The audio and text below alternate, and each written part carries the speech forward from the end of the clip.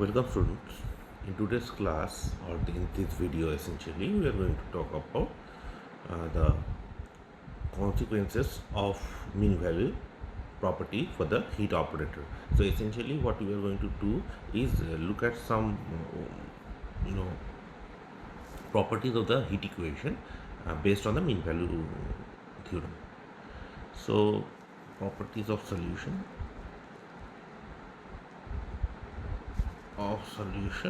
to the heat equation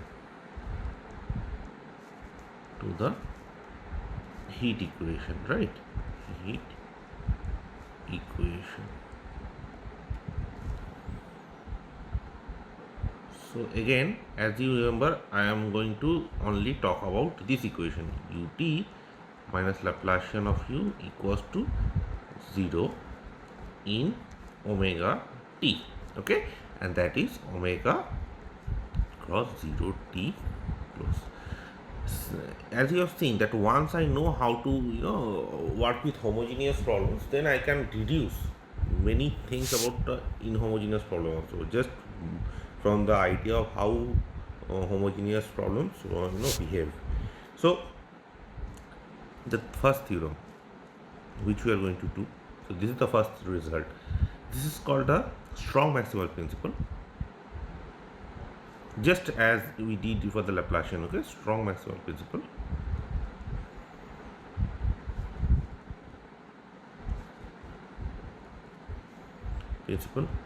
For the heat equation.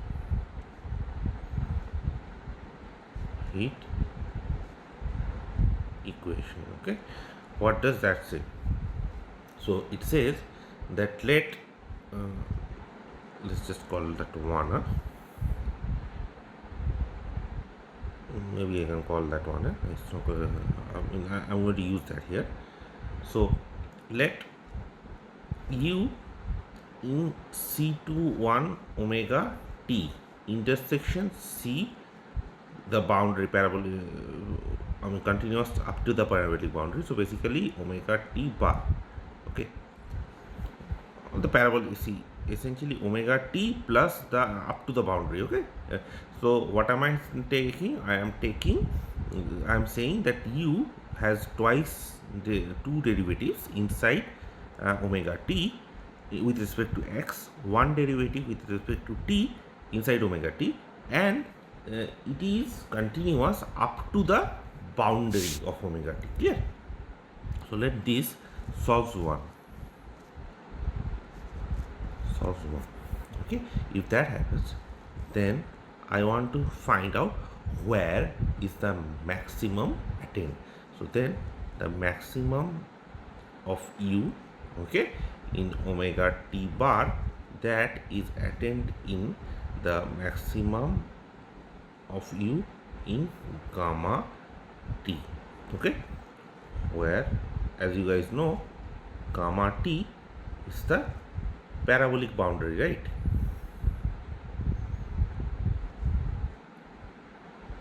Parabolic boundary, okay.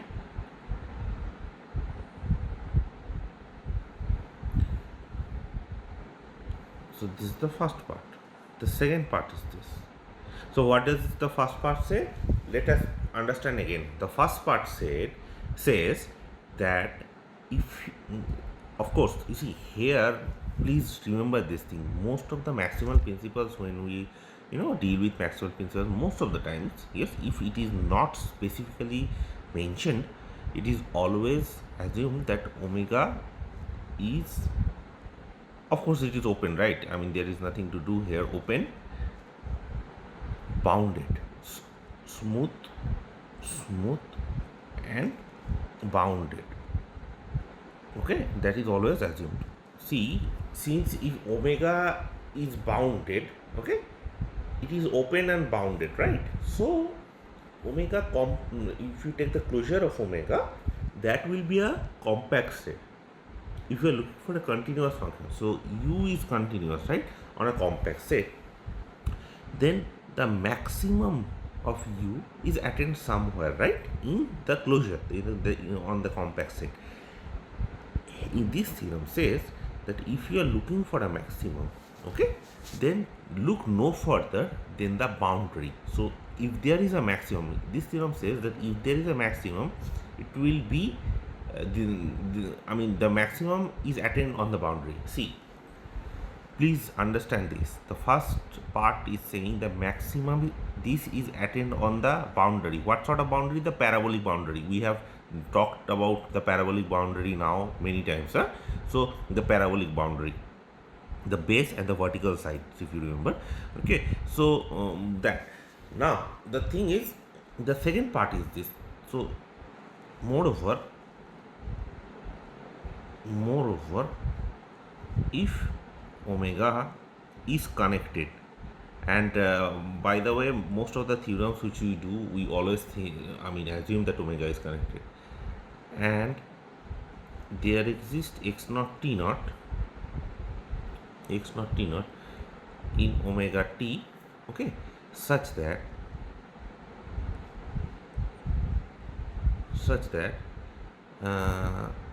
u x naught t naught is equals to maximum of u, okay, on omega t bar. So let's say you are saying that, let's say omega is connected and there is a interior point, so inside the domain, interior point where the maximum is attained, then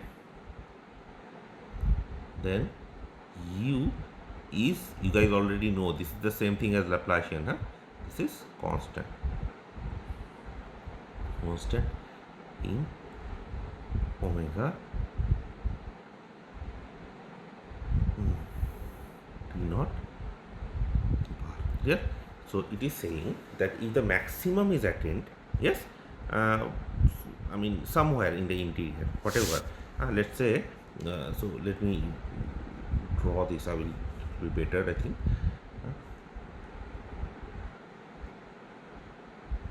Okay, and so it goes on doing this. Let's say that's your domain, okay, that is the domain, and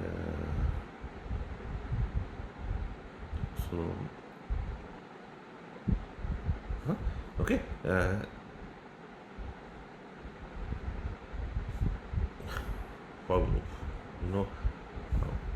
so this is your t variable, this is your Rn, this is your Rn, okay. So R2, it can be R2, R3, whatever it is, that's a t variable that will give you height. So let us assume that, you see here, so this part, let's say there is a point where it is x naught t naught, and in this point it is saying that the maximum is attained. If that is happening, then you can say that u is constant, not in whole thing. Yeah, it is not saying that u is constant in the whole cylinder, it is saying at the level, this level. So omega t, not at all, omega t naught, so up till so for all time t less than equal t naught, okay, because you see, if you remember what is omega t naught bar is omega cross 0 t naught closure of that. Clear? That's it. So you take the omega, that's your omega inside, the open set, that this is your omega, and then this time 0, open 0, close t naught, so up to t naught, the whole, this whatever is there inside this cylinder, in this whole part it is constant. See, this makes particularly good sense here, because this is the evolution equation, right? Let's say you are saying the maximum is attained somewhere, at the point x naught t naught. You cannot say that it is constant in a time at in future. So let's say t naught plus epsilon or something, yeah, because you see, you cannot determine the, of course the system depends on the initial points, okay, but the future, what I meant is this, you see, you can actually determine, let's say, since the maximum is attained at this point, at the level t equals to t naught, so this level, let's say t naught, So if the maximum is attained at the level T naught, so up to T naught whatever is happening, that data is there. So you can actually say that the no what is the behavior of u for all time t which is less than equal T naught. Okay, not in the future. That's what. Okay, so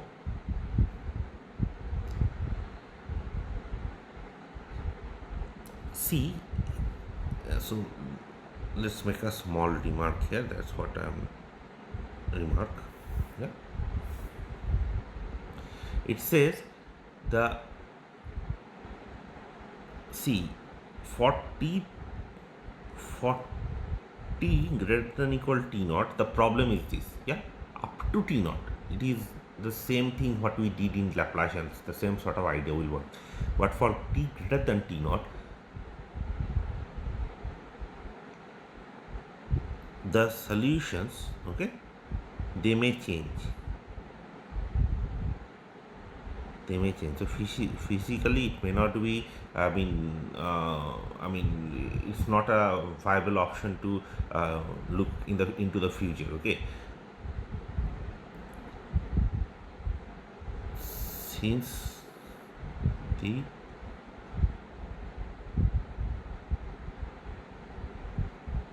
boundary conditions change. See here up till here, up till t equals to T naught, up till that level, we know what is. We have an idea of how u is working. So we know that the maximum is attained up till that point. Omega t naught. Okay, bar. But so that is why we have an idea of what is the behavior of u before that time. But after that time, the boundary condition may change, right? And hence the solution may change. Okay, so that's what it is saying. Okay, now let's look at the proof of this theorem. Proof. There is a small remark here. Yeah, another remark. Maybe I can write it down. Remark. Of course, the same thing for Laplacian. So similar results holds if maximum is replaced with the minimum. So you can say it is a strong minimum principle. So the same thing, the minimum will not be attained. It will be attained only on the boundary. Essentially, that's what I was saying. So if it attains in the interior, it has to be constant up till that t equals to t greater less than equal to T naught. Okay, so let's look at the proof of this theorem. Proof. Now, what is the difference between this and Laplacian? Not much difference is there. So let's look at this theorem much important. See, let me tell you, I do not remember if I said this thing while talking about Laplacians, but maximal principles anytime. Yeah. So let's say we did the maximal principle for Laplace. Now we are doing it for heat. Remember one thing: maximal principle for any operator. If you can define maximal principles, then half of your work is done. You do not need to find an explicit solution and that sort of thing. Yeah.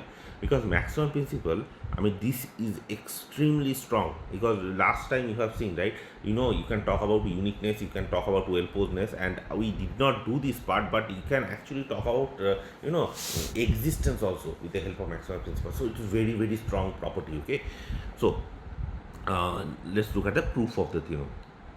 Proof. Let there exist a point x naught y naught.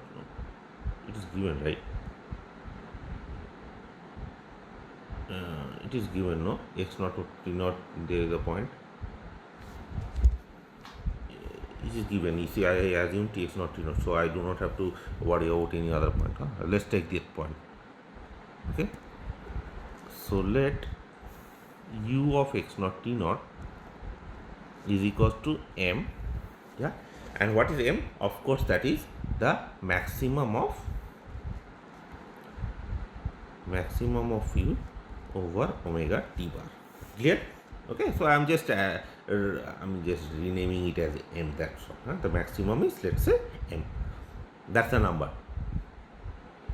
Now, if you take, so for sufficiently small, okay, r positive, so this will depend, yeah, r positive, the heat ball E x naught t naught r, this is containing omega t, yes, of course it is. See, omega t, yes, is a open set. Okay, of course, the top hat is there, yeah, without the boundary, the top hat is there, but it is still, not exactly an open set. Without the top, if you remove the top hat, it's an open set.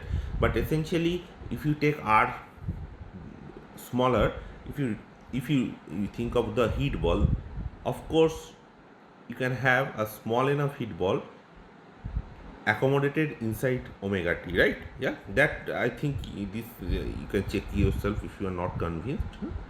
So please check yourself. This is not very difficult thing to see. Yeah, this is happening because the heat ball. So essentially something like this. You see, if that's your domain, okay, that's your domain. Sorry about my drawing. It's very bad. But even at this point also, if it is taking, so you see the heat ball will look like this, no? Okay, this is your x naught t naught, let's say. The heat ball will look like that.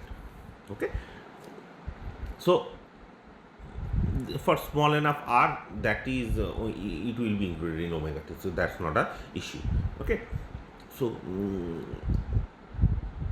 I'm assuming that there is a r, because this is assumed, so assume means it is always there, but I am assuming that for some small r positive, this is in omega t, and we are going to employ that. So if that is the case, then you see, m is what?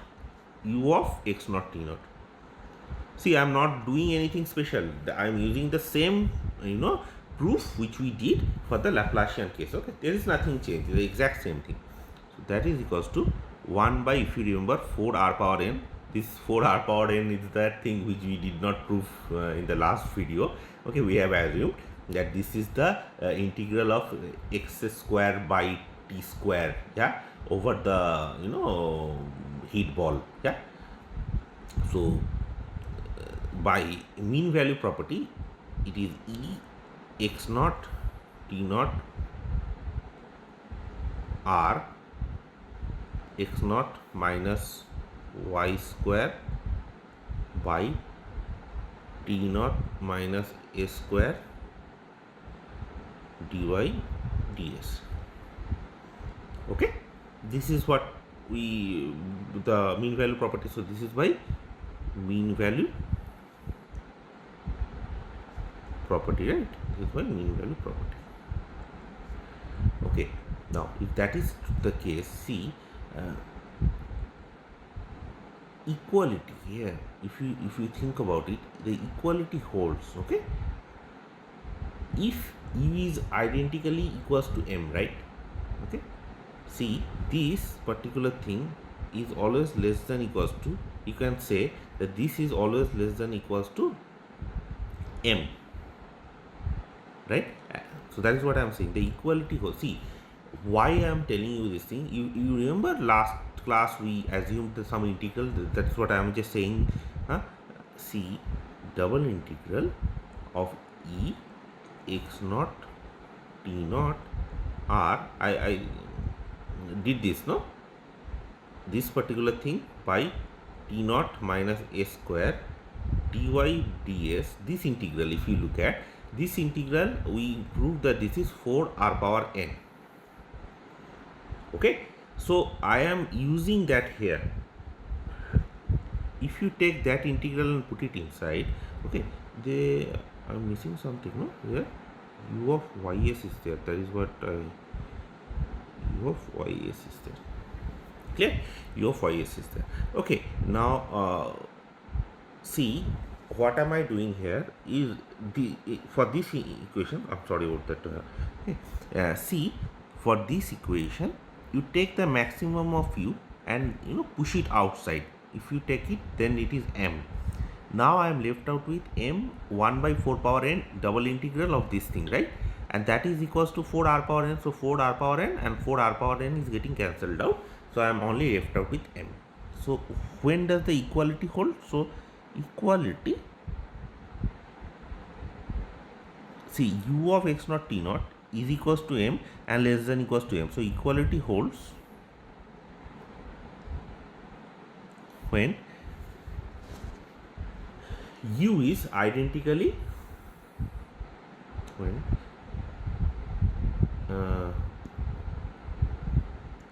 u is identically equals to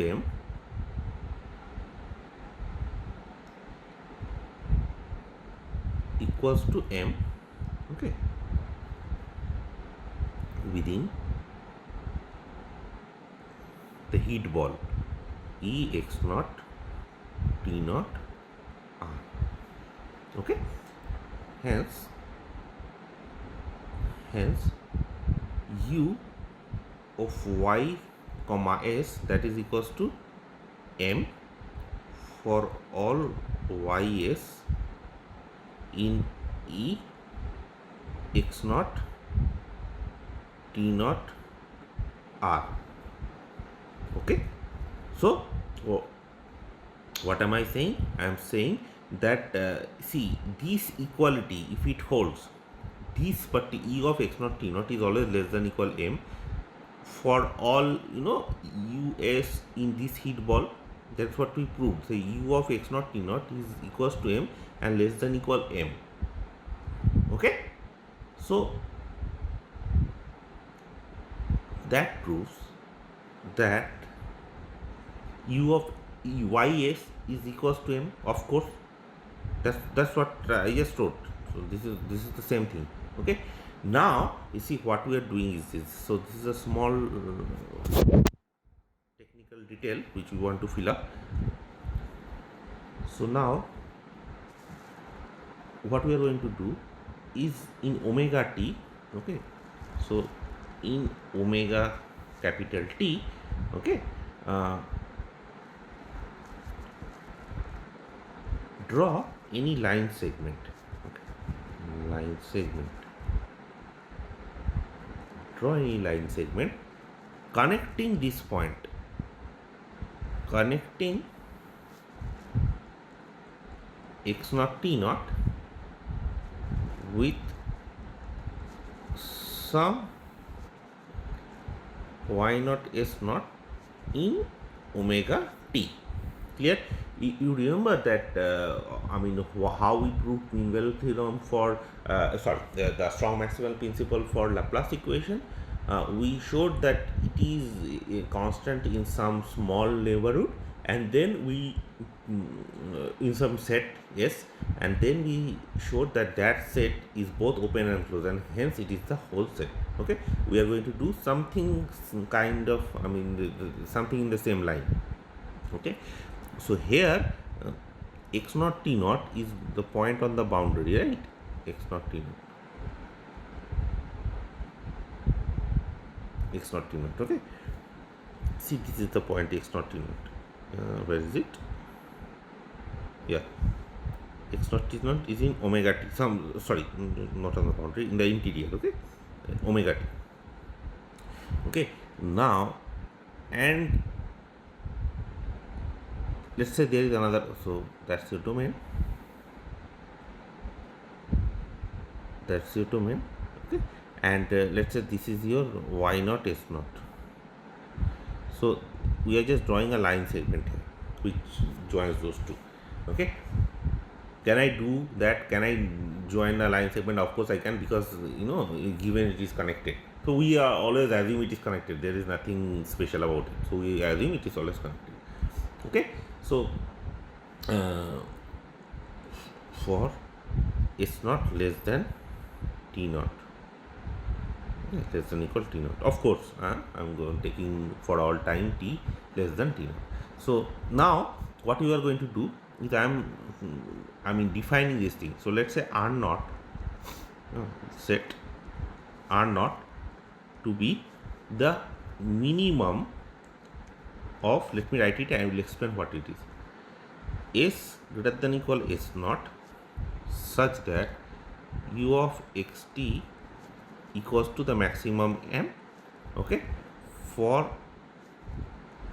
all points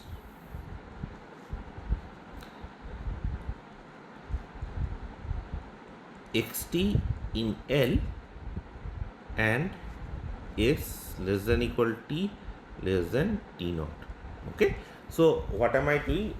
Which points are we talking about? So I am talking about such, so R naught, let's say that so this is a definition, this is a definition, is set R naught to be the minimum of all such s. Okay, see, u of xt equals to m. I know that in this there is a small heat ball, at least that is there, where u of xt is equals to m, right? And I am taking a line segment here like that, okay, and I am saying that this is your L, the line segment, joining those 2 points. Now I am saying you look at the, I mean, you know, the time variable s, so s which is greater than equal s naught, of course. So s is, see, this is s equals to s naught. So you look at s which is greater than s naught, okay, and where u is the maximum, okay. So u is taking, see, I know that in this heat ball, okay, u is m. I am thinking of all these s, okay, which is greater than x naught, s which is greater than, so s lies here somewhere, okay. So this is your the range of s, okay, and t, so basically t is greater than s but less than equal t naught, of course, because you know this is the maximum t naught, and we are looking for the minimum such r s, okay, minimum such s where s is greater than s naught and u assumes its maximum. Clear? You set that s to be s naught, okay. Now, does such a thing exist? Of course it does. Why? Because it is continuous. Okay? So since u is continuous, hence the minimum exists.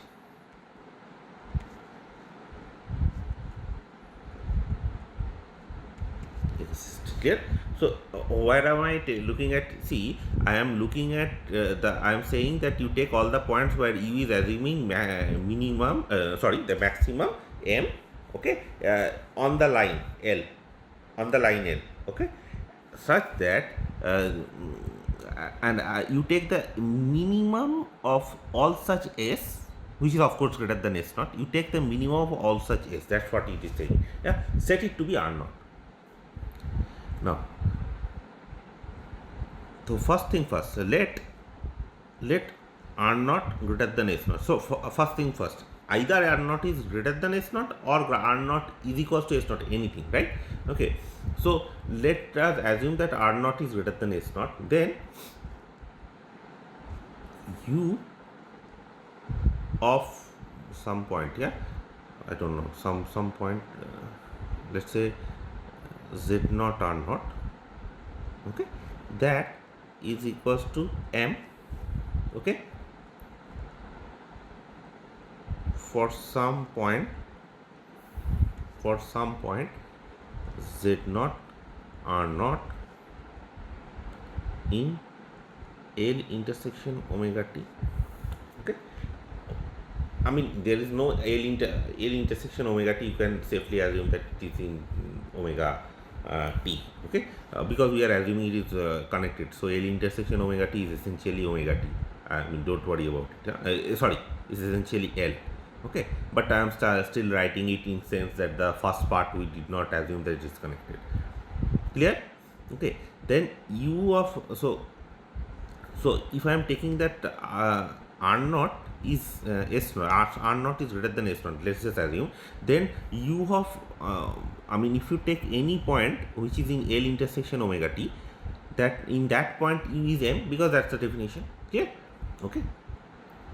And so u is equivalent to m on E z naught r naught r, okay, for small r positive. Yes or no? See, so I have a new point z naught r naught, okay, where I am saying that the maximum m is attained. Okay, if that is happening, then I can do the exact same procedure here. So now my new point is z naught r naught, and for that point I can do the exact same procedure, and I can say that u is m in that ball, heat ball. So essentially here also I can say that in a heat ball around z naught r naught and radius r, u is equivalent to m. Okay, exactly following the same argument. Okay, now but that's a problem, since E of z naught r naught r, okay, it contains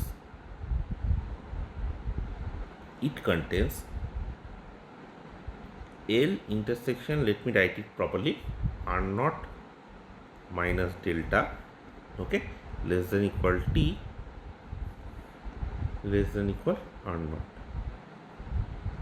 okay, for some small delta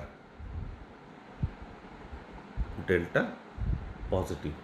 Okay, now see, if u is equivalent to m on that, again let's say that's the heat ball, again in this heat ball, if u is equivalent to m, so u is essentially m, yeah, that's a problem, that's a contradiction. Why? Because in this heat ball will contain L, the line segment, of course the line segment is included, intersection, that what is the time included, r naught is there, because you see where is it, yeah, because the time, the maximum the time goes here is up to r naught, because you remember the heat ball E z naught r naught r has, the z naught r naught is the tip of the the top part, right? Okay, so t has the maximum of t is r naught, and of course t can be taken to be r naught minus delta also, right?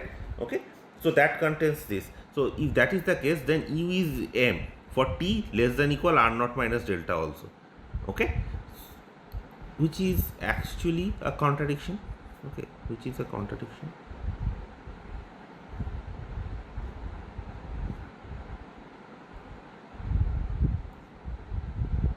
Which is a contradiction. Yeah. Okay. See, this is because r naught is the minimum of s, right? It is the minimum of s greater than, of course, s which are greater than s naught, such that this thing happens. Okay, this is the minimum, but you are showing that there is r naught minus delta also, there is some r naught minus delta where u is equals to m. So that's a contradiction, right? Okay, so this cannot happen, and hence r naught equals to s naught. Okay, and so u is equivalent to m on the line segment L. Clear? So on line segment, on any line segment L, I have proved that u is equivalent to m. Now what we do is this. So see, please remember this thing, the proof I am doing, I am not explicitly assuming that it is not connected, I am assuming that it is connected, the whole set is connected.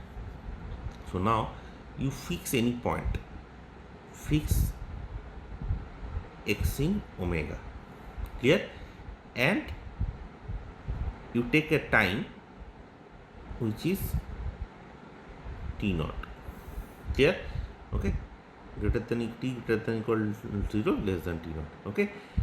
Then there you see there are these points, right, x naught, x1 xm, this equals to x. So essentially what am I saying? I am saying that you have u is connected, it is non-empty, it is open, it is relatively closed, right? That is what I showed, it is relatively closed. Okay, so essentially what is happening is this. What am I doing? Yeah. So okay, one second, what did I write? Yeah, I started out with a x and we fix a t, and okay, so there are points in the domain in this omega, okay, in this omega. So this is omega cross t equals to 0, this part, t equals to 0. Yeah, you take some points here, join it like this, join it like this. Okay, so you take some points, this which connecting,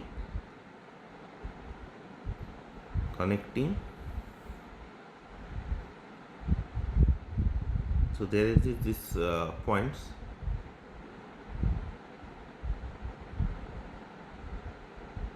so basically what I want to do, so what I want to do is, you see there are these points in omega, right? I want to connect a line segment, which connects every point. So let's say x I minus 1 to xi, okay, with a line segment, but which must lie on omega. You understand what I'm trying to do? I don't know how to write it. There exists this point connecting, okay, not connecting, this is a line segment. We should write it like this, it will be better, huh? One second, I am lost for words actually. How do I write it? So you understand what I'm trying to say. You take some points, and join them with a line segment in such a way that that remains on the domain omega. Okay, so yeah, so let's write it like this, such that the line segment joining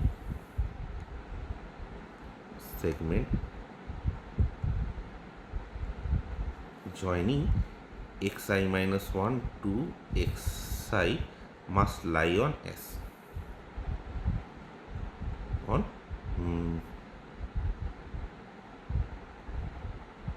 omega. Clear? Okay, that can be done because it is a non-empty, open and relatively closed set, right? And of course the set is connected, so we can do all that. Okay. Now you select some time, okay, so t naught greater than t1 greater than tm, which is equals to t. You select some time, okay, and then the line segments in, okay, you see there is this set and there is a corresponding set of time intervals, okay. So then the line segments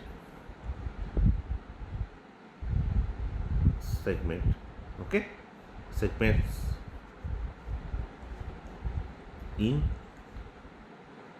Rn plus 1 connecting xi minus 1 t I minus 1 to xi ti.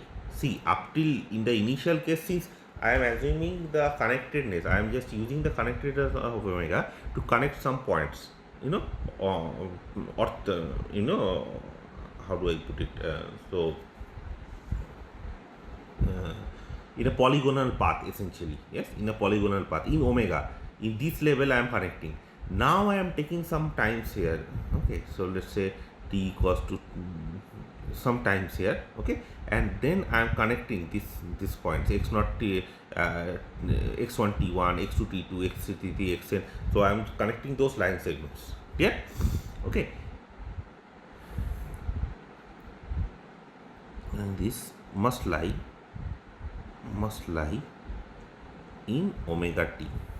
Okay, see, all of this is a problem here. In drawing you may not see anything because the domain is a nice ball kind of thing, yeah. But the thing is, it may not be in real life, but in real life you always have that the domain is connected, and hence you can actually show that the there is an orthogonal path between the not not the orthogonal path, polygonal path between this in the omega, or between those points. Okay, one point is connected to the next like that, and then you take the time, so the height, okay, the time variable also in account. So xi minus 1, ti minus 1, and xi ti, those things will lie in the whole domain, right? Okay. Now, if that is the case, since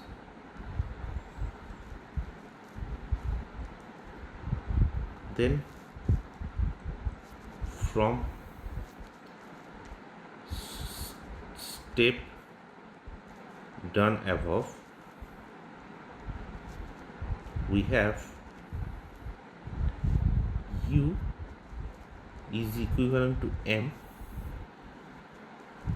on each segment,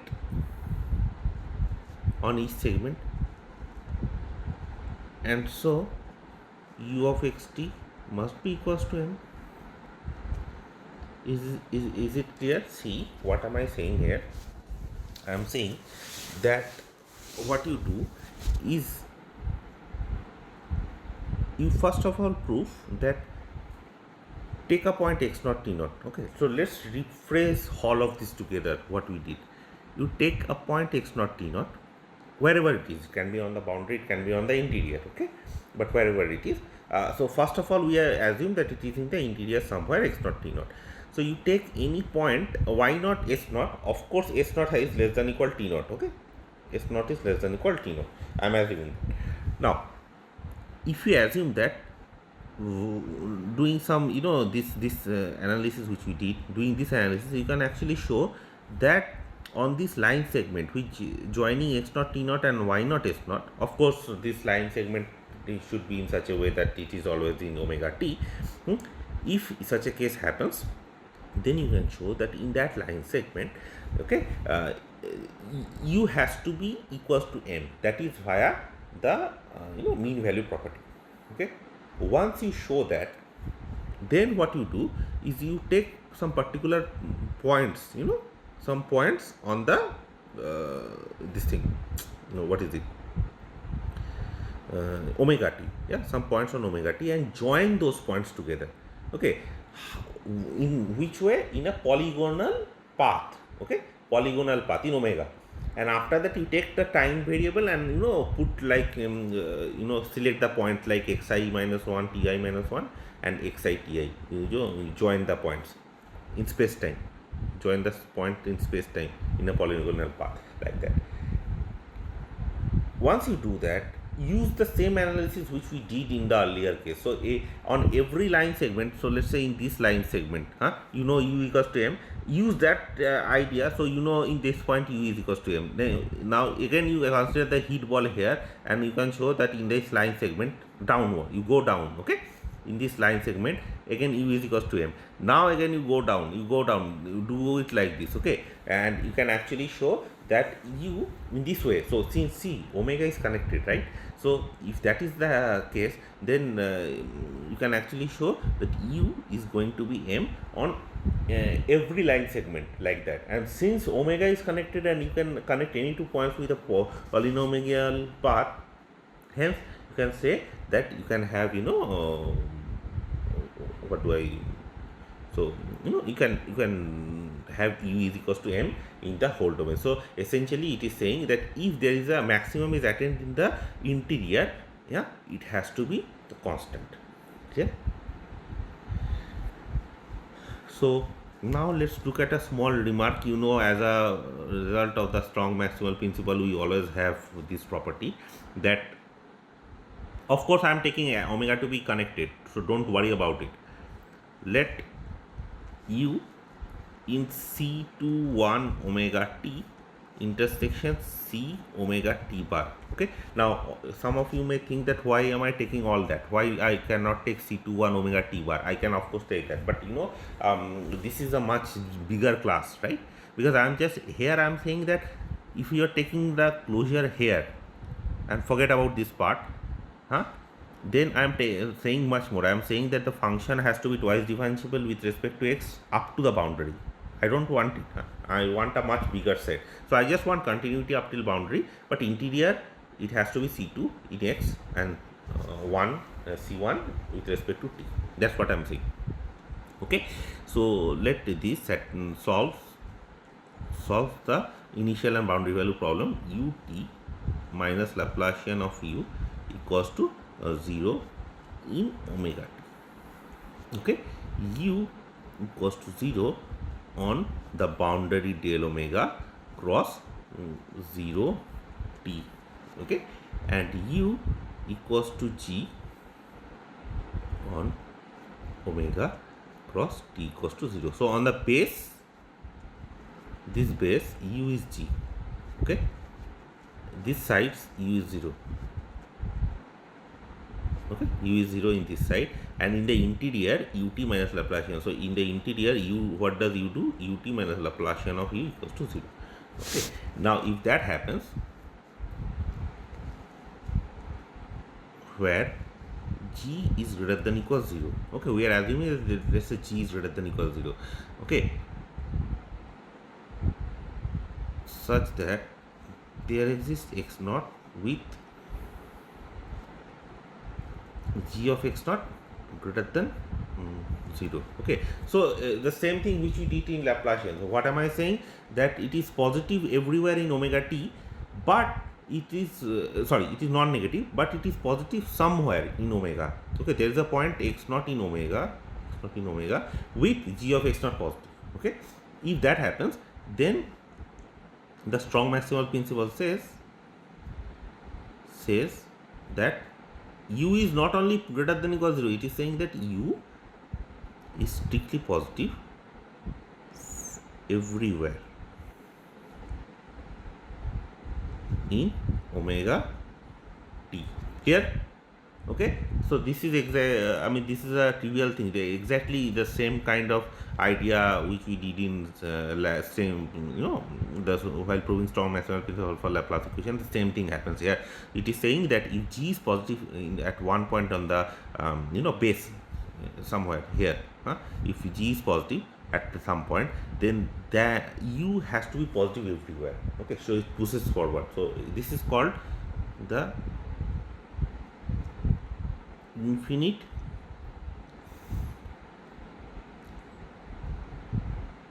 speed of propagation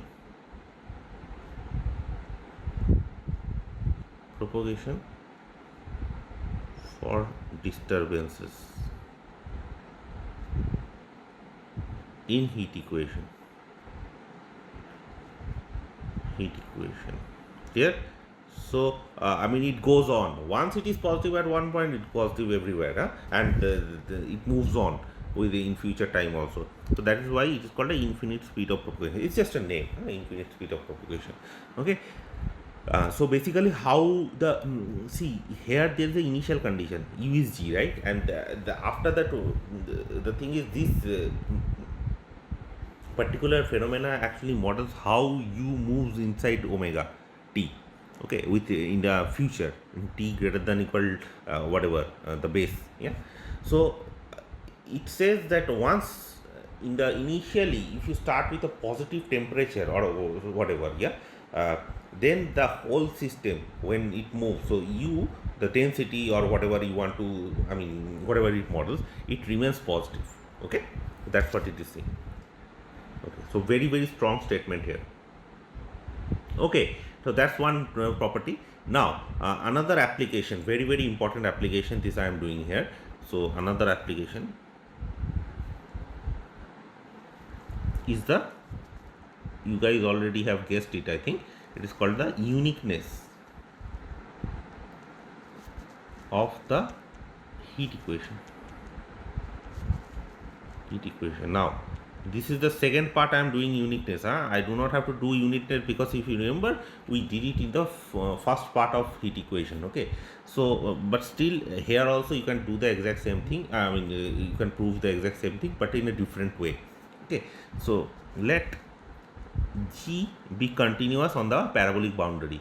So continuous on gamma t, parabolic boundary. Okay, gamma t, and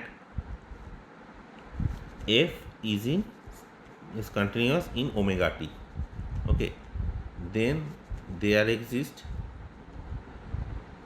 at most one solution u in C21 omega t intersection C omega t bar, okay, of the problem ut minus Laplacian of u equals to f in omega t u equals to g on gamma t.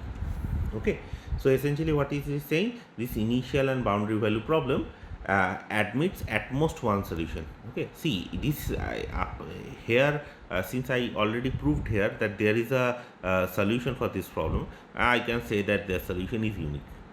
Clear? Without the proof of solution, you can say that there are at most one solution. Yeah, the proof of this thing,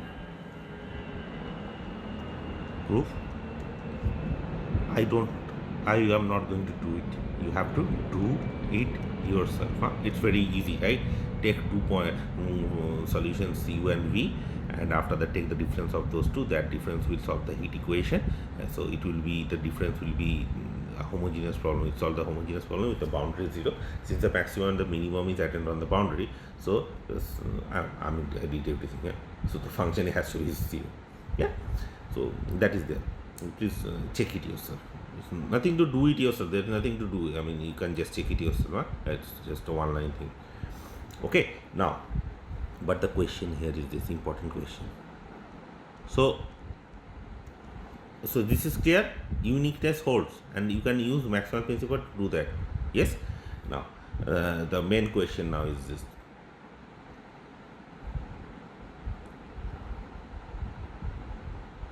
You want, okay, can I have, see, this is omega t, omega is assumed to be bounded, yeah, but what happens in Rn? This is clear, in the whole set Rn, yeah, can we say something like that, the same kind of thing, that the uniqueness holds and all. So for that, let's just try and prove the maximum principle. Maximum principle, okay, for the, this is called the Cauchy problem, right? This is called the Cauchy problem. Let's say one Cauchy problem. I mean, you do not have to have the boundary data, just ut minus Laplacian u is fine. Okay, I will write down the Cauchy problem. So maximum principle for Cauchy problem in Rn, that's the question. Okay, does that hold? Okay, I don't know how to write it. Does that hold? Yeah, I have to write it. Okay, so the answer is this: no, it does not hold. Okay, it does not hold.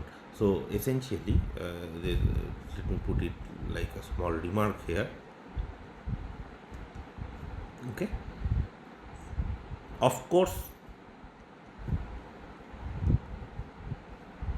u equals to 0 is always a solution of ut minus Laplacian u equals to 0 in Rn cross 0 infinity. That is always true. Okay, but the question is this: 0t. I'm not doing it for 0 infinity right now. 0, comma t. Okay, and u is 0 on Rn cross t equals to 0. Okay, see, in this thing u is of course 0. That's a solution. This is the Cauchy problem, right? So that is the solution here with this boundary condition. Okay, but I mean, one can prove. So, but I am not proving this thing. Yeah, this is beyond the scope of this course. So, but one can show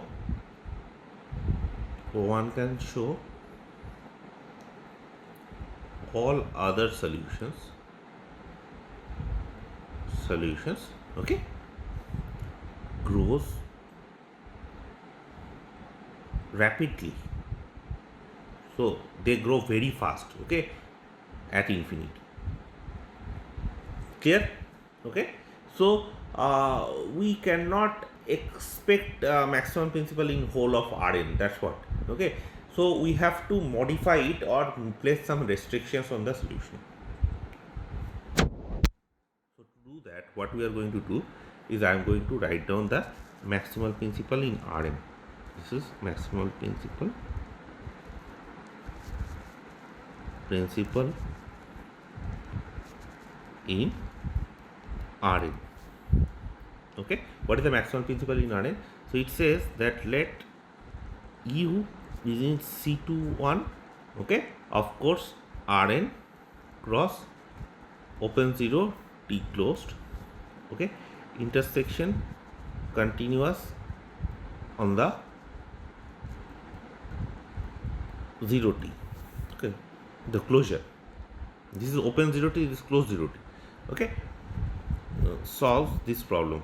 Solves ut minus Laplacian of u equals to 0 in Rn cross 0t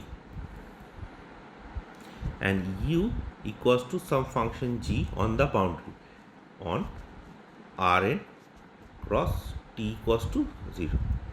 Clear? If that is happening, now what did I say? For this problem, maximum principle does not hold, but we have to put some restriction on solutions. Yeah. So we solve this equation and satisfies. See what did I mean? We did not prove it, but we said that all other solutions grows rapidly as mod extends to infinity. Okay, this we can show. So what we are going to do is I am going to put a control on the growth. Okay, so satisfy the growth estimate.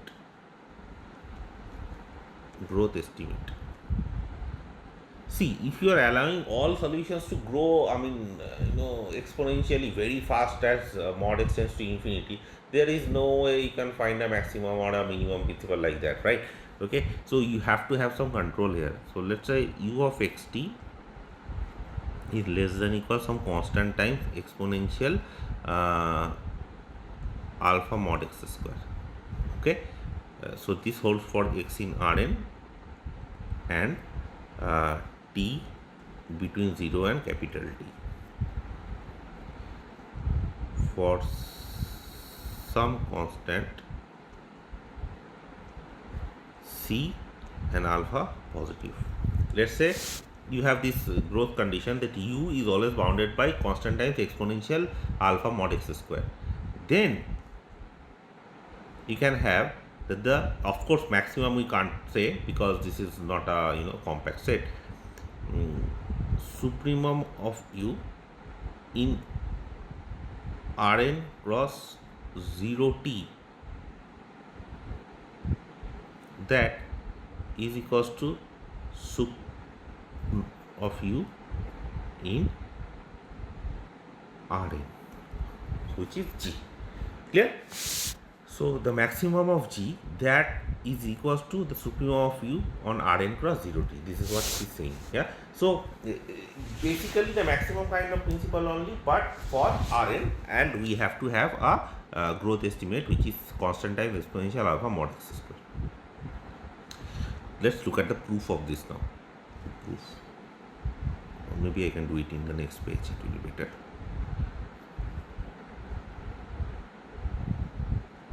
Proof. So if you have any idea, what we should do is this. See, initially we did this sort of Maxwell principle for the bounded domain. Okay. Somehow, if we can use some similar sort of thing, then we can actually use that property which we just proved. Huh? So let's see that if we can do something like that. So first of all, we assume. See, t is arbitrary here. I don't know what is capital T. Huh? So assume, and I don't know what alpha is. Assume 4 alpha t is less than 1. Okay, this is our assumption first. It may not be, but I am assuming that.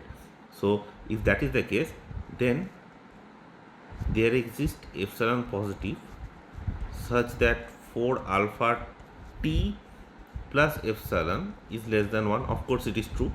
Okay. Now, you fix y in Rn and mu positive and define the new function here, which is v of xt,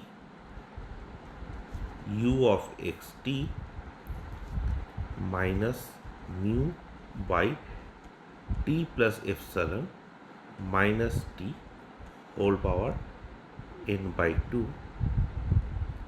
What am I doing here? I am just defining, if you remember, this is what? Exponential minus x minus y square by t plus epsilon minus t. Okay, this is for x in Rn and t positive. What am I doing? This is the fundamental solution, right? At x minus y, t plus t, yeah, and t plus epsilon t. So see, this is the fundamental solution, right? And I'm just taking u and I'm just multiplying minus mu times the fundamental solution, and I'm defining v to be like that. Okay, now clearly we can say that vt minus Laplacian of v is equals to u satisfies ut minus u satisfies ut minus Laplacian u equals to 0. So v satisfies this is 0, and again that's the fundamental solution, right? So what you can do is you can actually say that vt minus Laplacian v is equals to 0. This is using linearity of v, of the heat operator,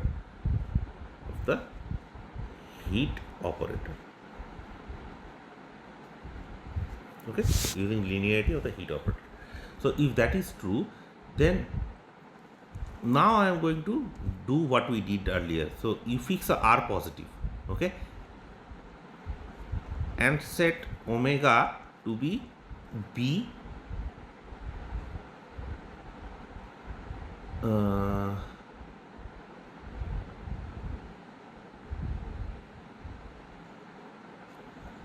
for this y r, okay, yr. So we set omega, there is a new omega which is defined like this, and you set r positive.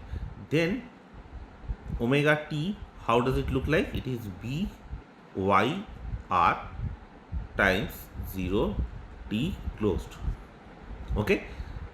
Hence you now what sort of set you have? It's a bounded set, right? Compact set. So you can invoke whatever we did earlier, and I can say that the maximum of v in omega t bar is equals to the maximum of v in the parabolic boundary gamma t. Clear? Okay. Now if x is in Rn, okay, then v of x comma 0, that is equals to u of x comma 0 minus mu by t plus epsilon whole power n by 2. I am taking small t to be 0, yes, and I am looking at what v does on the the boundary, okay. So minus this e power minus x minus y square by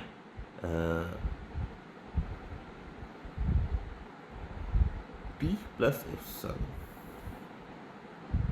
Hey man, I missed a 4 here, no? Sorry about that. This is the fundamental solution, so 4 is missing here. Okay, 4. Okay, now so this is less than equals to u of x0, yeah, because this is a positive term, so this is less than u of x0, and which is equals to g of x. Yeah, so I can show that v of x0 is less than g of x, okay, and if mod x minus y, okay, this is equals to r, and t lies between 0 and capital T, then what do we have? Then let's see what happens. I can say that V of xt is u of xt minus mu by t plus epsilon minus small t whole power n by 2 e power minus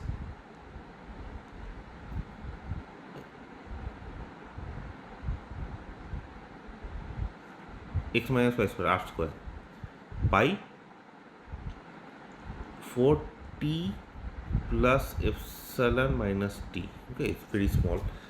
Okay, so that is there. So this is less than equals to, I know u, there is a bound on u. See, u is less than c times e power alpha mod x square. Okay, so this is c e power alpha mod x square. Okay, minus mu by t plus epsilon minus small t whole power n by 2 e power minus r square by 4t plus epsilon minus small t. Okay, this can be written as constant times exponential alpha mod y plus r square. Clear? Okay, minus it, I am using the increasing property of exponential, minus mu t plus epsilon whole power n by 2. Okay, here also this can be dominated by this exponential minus r square by 4 t minus small t. Okay, sorry, t plus epsilon, t plus epsilon. Okay, so I'm just replacing this thing. See, I mean, this is a decreasing function and this is a decreasing function, so minus of this is increasing, so I can just dominate it. So that's what I did. Okay, now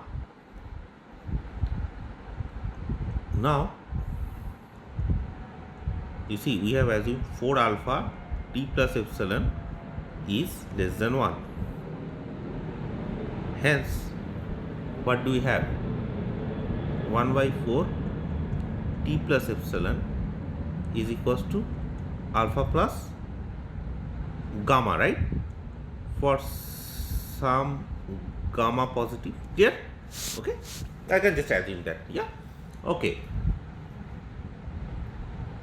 therefore we can do all these calculations and we can say that v of xt, okay, this is less than equals to c times alpha exponential alpha mod y plus r square, okay, minus mu. See, I am changing this to using this property here. Okay, 4 alpha plus gamma whole power n by 2, okay, and e power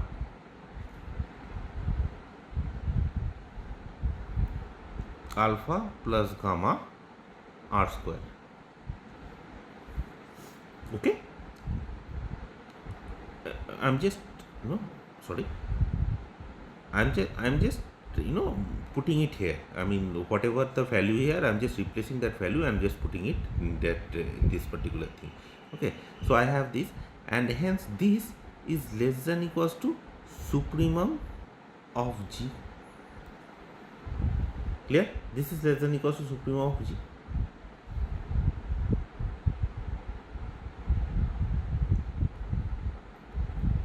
So this is if R is selected sufficiently large. Okay, supremum of G on Rn.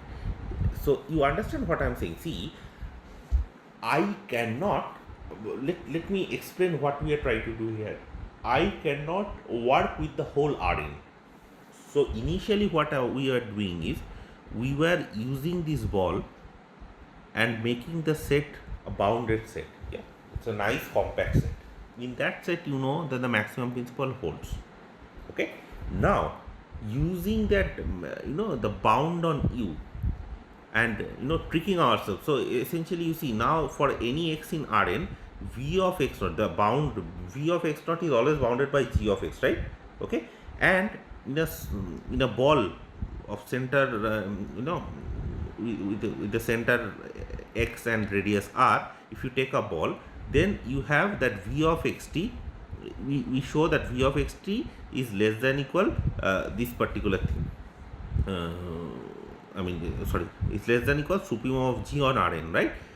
If you select, so essentially what am I doing now is this. If once I know that it holds for a bounded set, I am taking any 2 points x and y, okay, which is such that mod x minus y equals to r sufficiently. Any 2 points which is, whatever distance it is, you can actually have a ball like that, right? That for mod x minus y equals to r, okay, with those 2 points on the boundary. Now, for that ball, I can actually show this. So I can do the exact same calculation here, and I can show that v of xt is less than equal this, which is less than equal supremum of g over Rn. Okay. So, okay, how do I put it? So let's say this is your. I actually, you see, I need these 3 properties. So essentially, I need this property. Where did I prove it? Yeah, I need this property. So let's say this is 2. And after that, I need another property. What is the property here? I proved, where did I prove it? Yeah. So this is 3. And after that, I proved another property. Where is this is 4. Okay. So by 2, 3 and 4, one has, okay, if you use 2, 3 and 4, you can say that v of yt, okay, for v of yt, that is less than equal supremum of g over Rn. Okay, this holds for all y in Rn and t between 0 capital T. Okay. Okay. So now what you do is you let mu tends to 0. Once you take mu tends to 0, okay, what do you have? You have that the supremum of u over Rn cross 0 t, this is equals to supremum of g over r. Okay. So we prove this property. Okay. See, v of yt, v of ys or yt, whatever you want to call it, v of yt, that here there is a mu, right?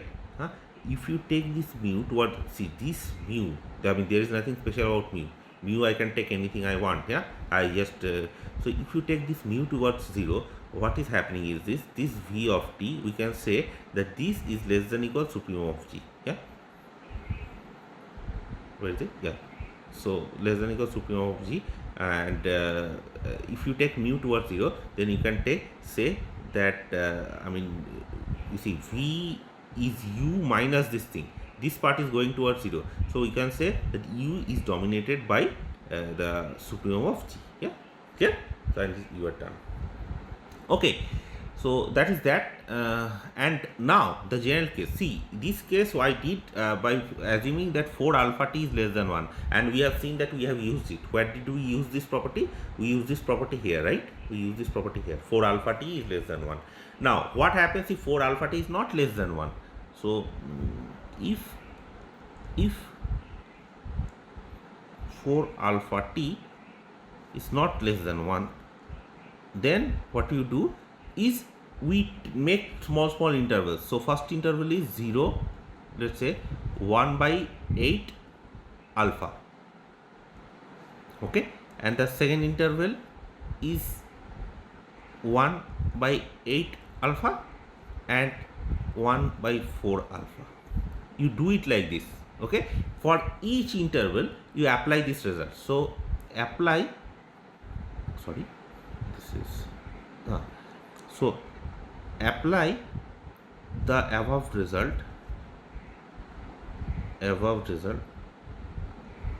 in each interval,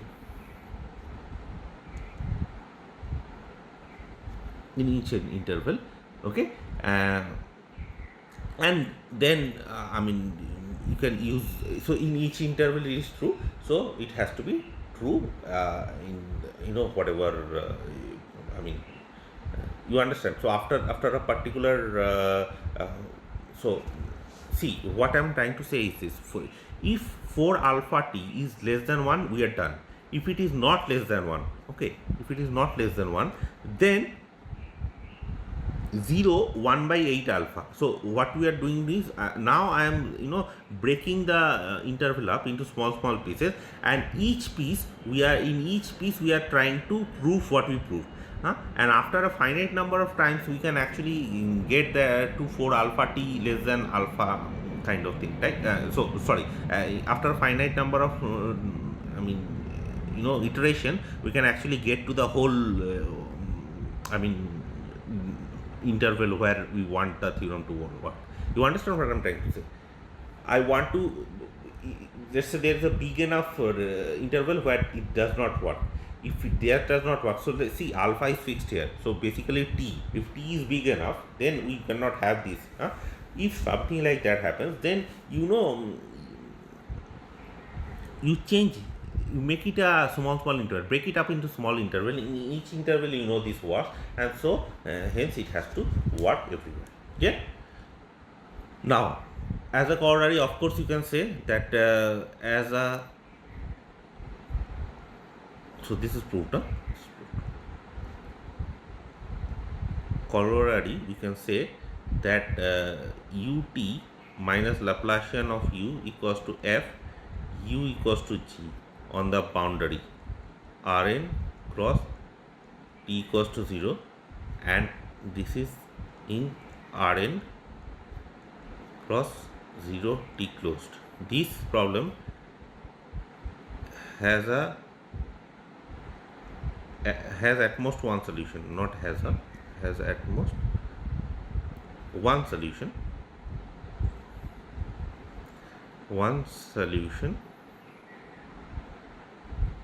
U of xt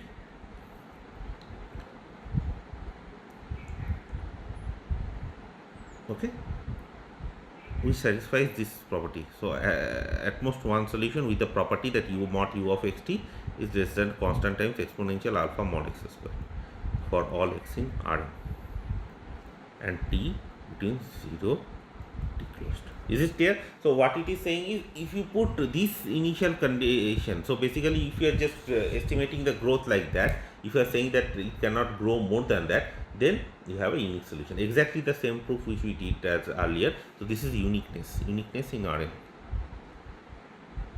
Uniqueness in Rn. Is this clear? For a bounded set, you have uniqueness. In Rn, you have uniqueness, but you have to have the control on u. So the control is given by this exponential function. Clear? Okay. So the last part, this I am not quite sure whether I want to prove it or not. I mean, for now, for this course, what I am going to do is I am going to skip this part. So I am not going to do the proof of this, but I am going to tell you what is the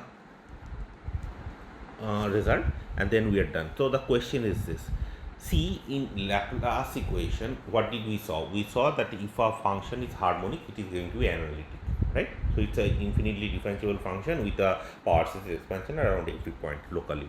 So here regularity, what it means? It means that, let's say, suppose u is in C21 omega t. Okay, does the same kind of thing holds here. So let's say this solves the heat equation. By heat equation I mean ut minus Laplacian of u equals to 0 in omega t. Clear? What can you say about u? More. What can you say more about u? Then what you can say is u is infinitely differentiable in omega t. Is this clear? It's a very strong statement. Yeah, what it says is, if you take a function, if you just show that there is a function which is C21 omega t and it solves the heat equation, then that function is not only C21 but it is C infinity in both time and space. Okay, so it says that it is smooth in both space time, okay, not both, in space time. Okay, so and a small remark of this is the following. The remark is,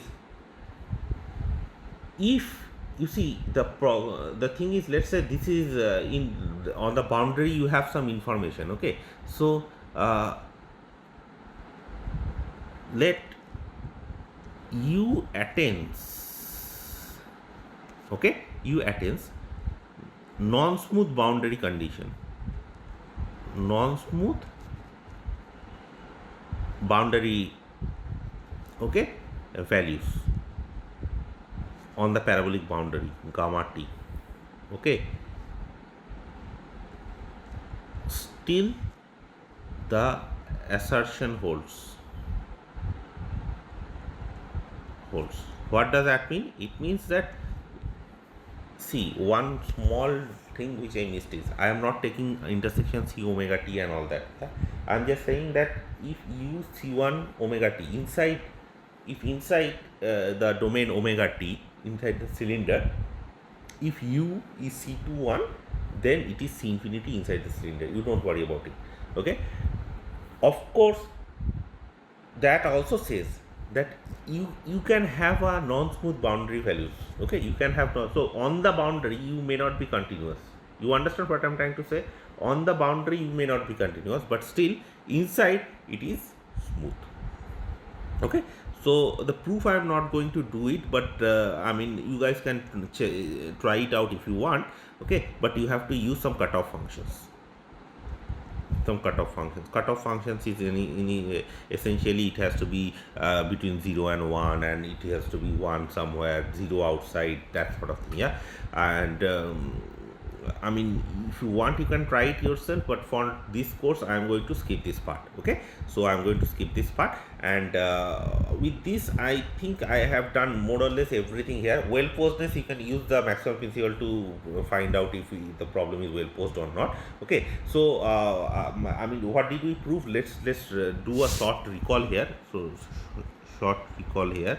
So we showed that there is a fundamental solution for this problem. So we first of all proved that there is a fundamental solution phi, okay, for the heat equation,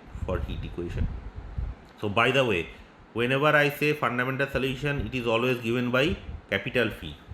Either phi is a fundamental solution for the heat equation, or phi is a fundamental solution for the Laplace equation. Okay, so phi fundamental solution for heat equation, and using that we have proved the inhomogeneous problem, right? Okay, and then what did we show? We showed that the problem has a uniqueness thing, that if there is a solution, it has to be unique. Of course, the solution has to, I mean, the domain has to be bounded, right? Then we proved a very important but kind of difficult mean value property, yeah, which is not essentially your mean value, but we defined a kind of heat ball, and we showed that in that ball, you can do all this sort of thing, yeah, that the mean value holds, okay, in a different sense, that is.